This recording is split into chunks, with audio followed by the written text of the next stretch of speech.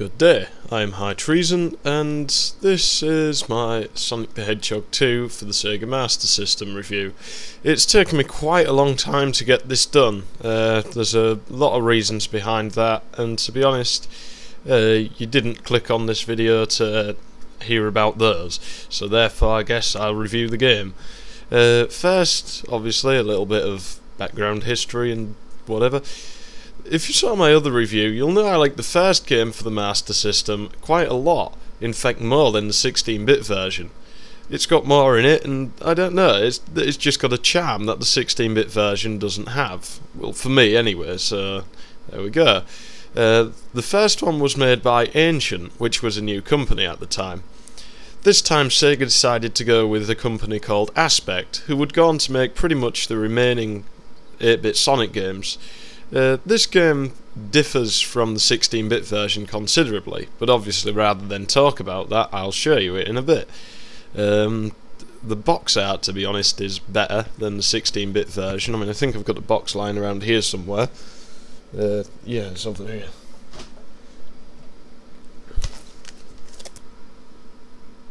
I mean, that isn't going to be too clear, but I guess I could have scanned it. I haven't really got time, and things keep giving up on me, so I don't.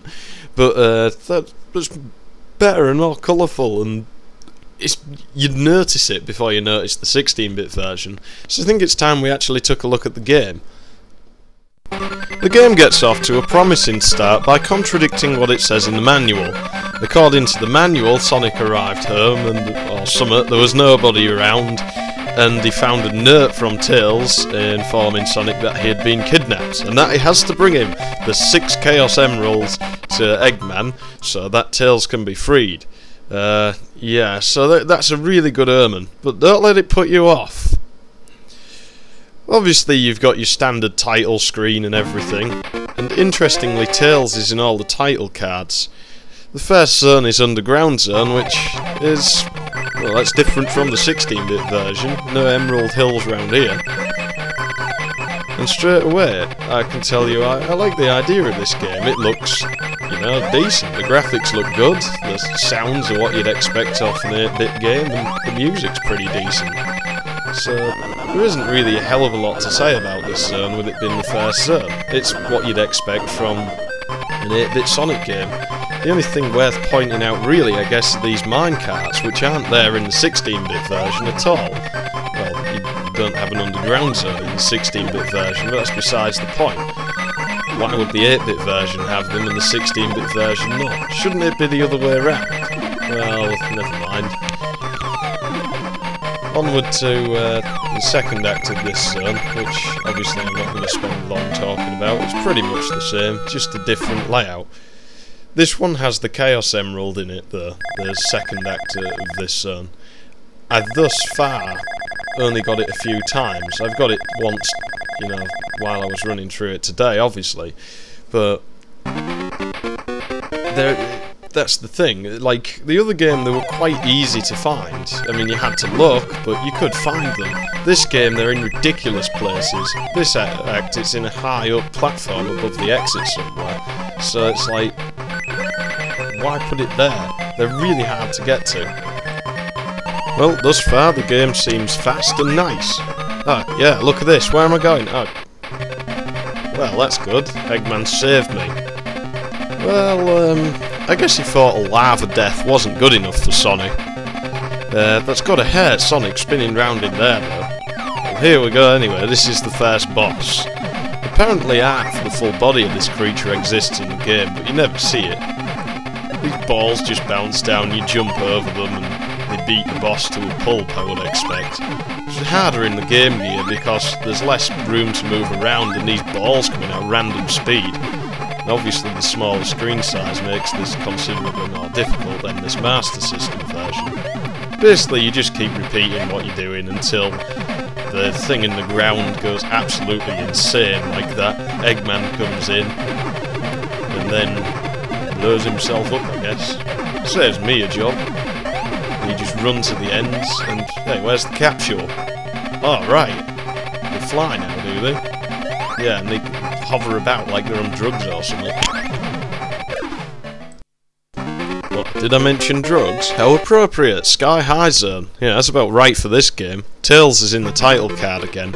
Maybe he was going to be a playable character at one point.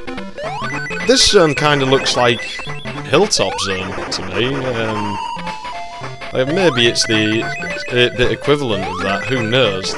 This game interestingly came out before the 16-bit version. It's the first game to have Tails in, and the first game to have Mecha Sonic in, who you shall see later on. I don't normally play as bad as I am, but I'm having to play it through a capture card today, so it's kind of making things a little more difficult. Whoa, was that a Koopa ripped right out of Super Mario Brothers?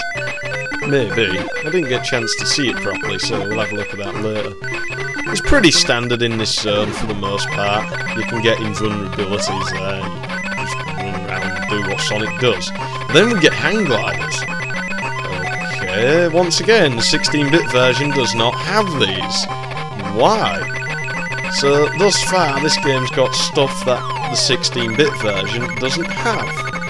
Well, okay, I'm starting to like this game now, even though it is a little bit weird in some way. I can never quite place my finger on. I'm starting to like it.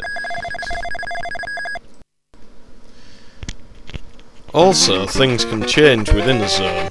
Like, for example, it's now gone from day to night, and I'm in a storm. Well, there's a hang glider there, so I guess maybe I should use that. These things are really awkward to use. So far as I remember, yeah, I do. I had to use this to get a Chaos Emerald in this zone. Well, there we go. The little Koopa's just taken me out. I'm pretty certain they're not called that, but that's what they remind me of. I think it's quite good that I get to use these hang gliders. It brings more variety to the game. And this is where the... Ah, great. Look at that. Well, here we go. This is the level with the boss in for this zone. There's only one enemy in this level before you get to the boss, and it's in a random place, so I don't even know if it's meant to be there. If you study how the law works, you'll discover it's illegal to go messing about with birds' nests and killing the eggs or stealing them and things like that. But Sonic obviously thinks he is above the law. I love the insane boss music, it's absolutely brilliant. It's better than the one in the 16-bit version. Although for the 16-bit version, I like the beta version of music. That was epic. Right, so here he goes, destroying the chicks and the eggs. I mean, what have they ever done to him? I hope they kill him. Really, I do. And I'd let them if I wasn't playing. Obviously, you can't just get away with this, and the mother shows up to come and, like, kick Sonic's ass, but unfortunately her only defence is spitting out these poorly guided little fireballs. I kind of feel sorry for it, but the objective of this is to beat the boss, so I do. It's kind of cool. I actually like it better than most of the bosses in the 16-bit game. I never actually fight Eggman till the very end of the game, and only then you can do it if you get all the Chaos Emeralds. So... you know, I actually prefer this idea. Works for me, anyway. Alright, Aqua Lake Zone. I guess it's a lake with water in it, judging to the name of it. That's just a guess. Looks like I'm right. Well, from first appearances, the graphics for this level, you know, I quite like them. They look nice and bright and colourful like the rest of the game. Looks a bit like Labyrinth Zone, but more jolly. But watch this! Wow, so, something else you can't do in the 16-bit version. Why is the 8-bit version games better? Who knows, but... I like it. Well, there you go, it's like the first act of this zone. Pretty standard, except you can bounce across the water and practically cut the whole level off. The exit is underwater though, which makes sense. Because as you go into the second act of this zone, you're underwater for the whole duration of it. This game's evil with all its like badly placed objects. Well, they're not badly placed, but they'll say they will, because I can't see them when I have to jump off something, and you normally end up landing on them somehow. It's not very nice. Well, due to the shoddy time restrictions, I'm going to have to put this into 2 parts, so be sure to watch part 2.